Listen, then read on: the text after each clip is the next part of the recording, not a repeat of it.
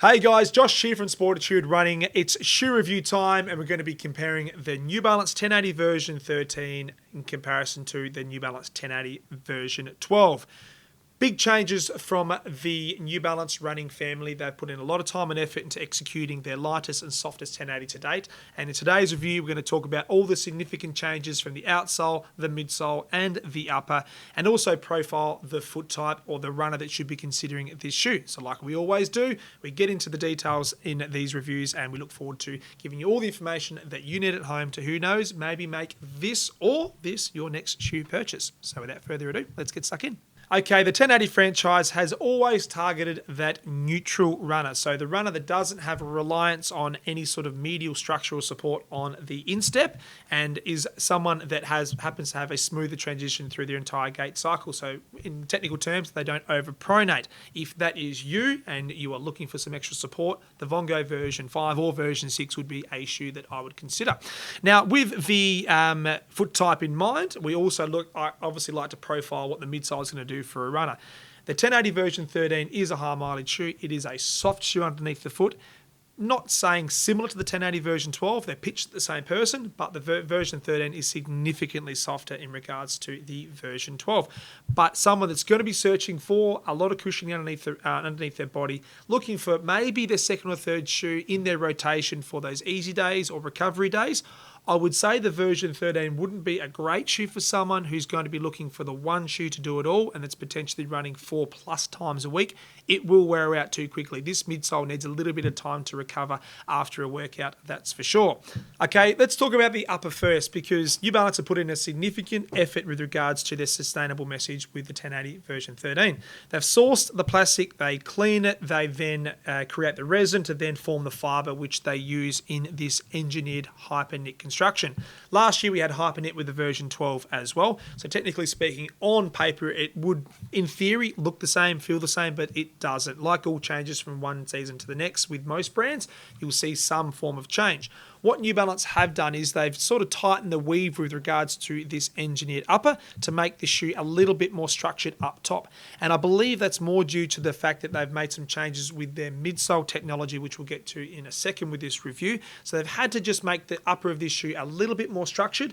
And what you will find is a couple of significant changes is the laces actually come further down towards the forefoot in comparison to what we had last year with version 12.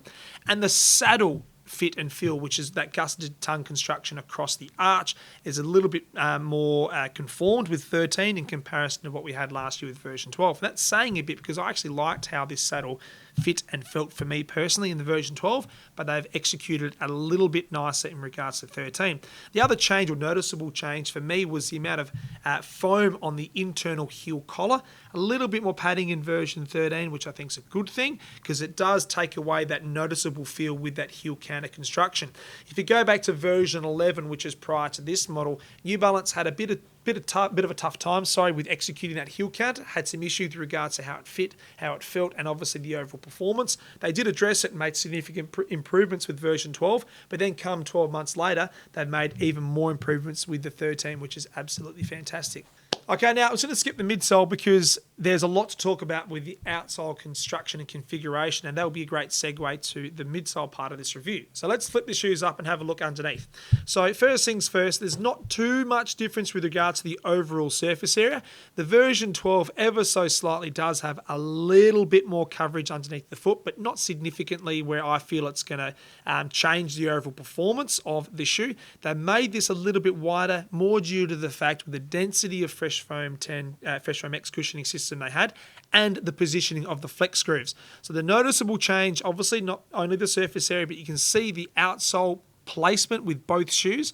In the 1080, we had that sort of vertical line which runs on the outside of the midsole through here with those two flex screws through the forefoot which run horizontally from the medial side of this forefoot through to that vertical line on the lateral side of that forefoot. And also, it's also really important to point out is they had a very durable rubber in the back cuff. So that horseshoe shape in the version 12 was a really thick abrasive rubber, and the forefoot through the front half of this shoe is a little bit thicker than what we had found in regards to the version 13. Now, looking at the version 13, because that's what we're here to talk about today, is you can see that the actual change in flex groove positioning has complemented what they've done with this midsole. So the flex grooves run in the vertical, almost diagonal from that lateral to the medial side in that positioning through the mid to the forefoot.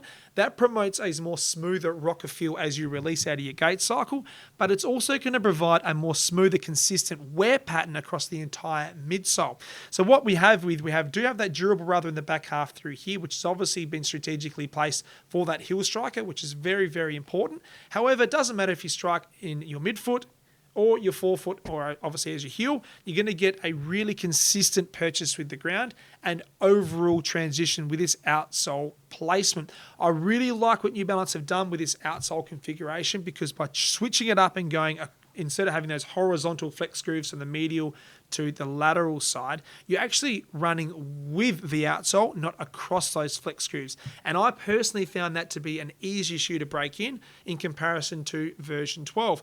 I did like this shoe. I thought it was an easier shoe to run in. However, a couple of runs you had to kind of press into that midsole to get almost that relationship with that forefoot rocker, which it's okay. That's part of the parcel with running shoes. But this shoe here felt absolutely fantastic straight out the box on that first run. The rocker was where I needed it to be, and it felt very smooth through the release of that forefoot. Okay, let's talk all things midsole. On paper, we still have the Fresh Foam X cushioning system. However, version 13 in comparison to version 12, this is significantly softer.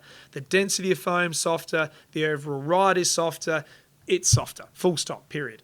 But what New Balance have done with their midsole execution, they've changed a significant engineering feature. So we've gone 1 mil higher in stack height. So the New Balance version 13 is 33 mil on the heel, and it is a 27 mil on the forefoot for that offset of 6 millimeters. Last year, we were 32 on the heel for 24 on the forefoot for that variance of 8 millimeters. So we've dropped the heel to toe pitch by 2 mil, but increased the overall stack height by 1. Now, obviously, these numbers, we get told this by New Balance, which I think is a fantastic thing. They are an approximate. So while there are significant changes, I shouldn't say significant because that kind of contradicts what brands are doing, but there are minor changes, in the manufacturing process. Every single New Balance 1080, be it version 12 or version 13, isn't made in the same factory. They're made in different factories. Sometimes they can be made in different countries. We don't know that for sure just yet with the version 13. But there are subtle discrepancies with the heel to toe drop. And not only that, from a size 7 right through to a 15. So we do take that with a grain of salt. But I can tell you right now, it does feel like a 6 mil heel to toe offset in comparison to last year's 8. And being a higher stack height, that's a really important thing, because by making the midsole softer, if you had it on the same stack height as last year, well, it's going to compress even more and you're going to find it to wear out a little bit quicker. So they had to take it a little bit higher off the ground. And that's what I sort of said in this intro. They've taken learnings from their 1080 franchise in years gone by, but they've also taken some learnings from their New Balance More franchise, which, if you would know, is a 4 mil offset. So they've kind of met it halfway using a higher stack, meeting that heel to toe drop halfway with a 6 mil offset. You're kind of complementing what New Balance know and have loved with their More franchise, and what they know and expect from their 1080 franchise to execute this year, their softest and lightest 1080 to date. So to give you some context, if you haven't been a 1080 wearer or runner previously, and you're kind of maybe thinking about putting this shoe on your foot, I would say if you've used your Nimbus franchise in the last couple of seasons, more to the point the Nimbus 25 to be fair, so you're liking a slightly higher stack, a softer ride underneath the body, I would certainly consider looking at the 1080 version 13.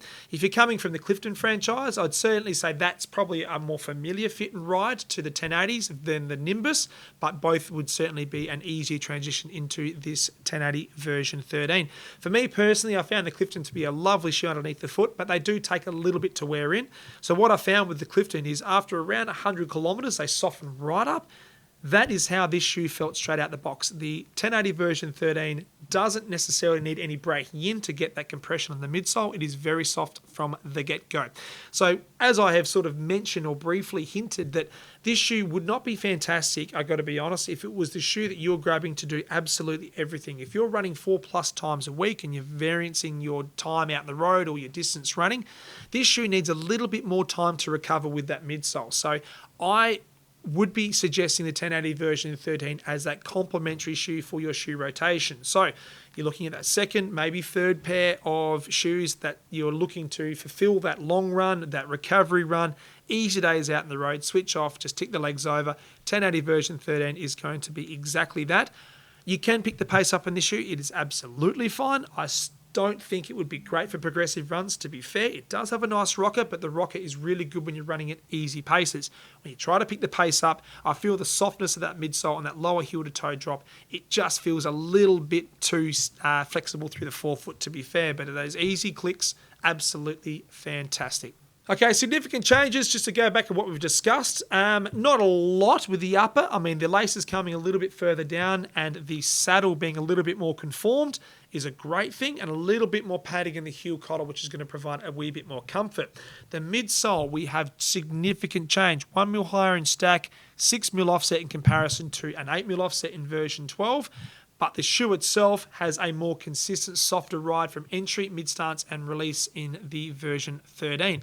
The biggest changes, I think, are coming from the outsole, which is complementing what I just discussed with the midsole. Outsole, we've got that vertical to almost horizontal flex groove setup in comparison to what we have had in last year's version 12, where there is the horizontal 2 flex grooves for the forefoot to meet that vertical lateral line.